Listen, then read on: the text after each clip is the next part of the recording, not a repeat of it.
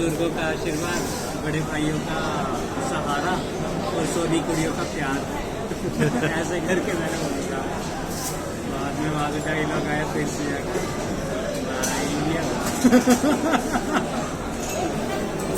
और हंसी चाय पी के सुखदेव की खतरनाक बातें कर रहा है। चीयर्स।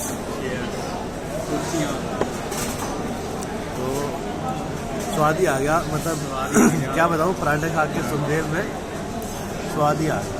तो अभी हम प्लान कर रहे हैं, अब यहाँ से निकलेंगे, चाय पी के हम यहाँ से निकल रहे हैं। चाय P low friends. Hello friends, चाय पी लो। तो अभी चाय पी के हमारा प्लान है कि हम डायरेक्ट चंडीगढ़ क्रॉस करके, अब चंडीगढ़ क्रॉस करने के बाद ही हम अपना नया वीडियो शूट करेंगे। तो अभी चाय का लुत्फ उठा रहे हैं। मैं अभी अपना फोटो दिखाता हूँ लोगों को। यहाँ चेंज नहीं हो रहा, लेकिन ठीक है, कोई बात नहीं। लुक एट द क्राउड, कितने लोग हैं, साले कितना बिजनेस होगा। हाँ, तो 500-600 लोग तो अंदर ही होंगे, ऐसे खा रहे होंगे। ओके फ्रेंड्स, मिलते हैं फिर।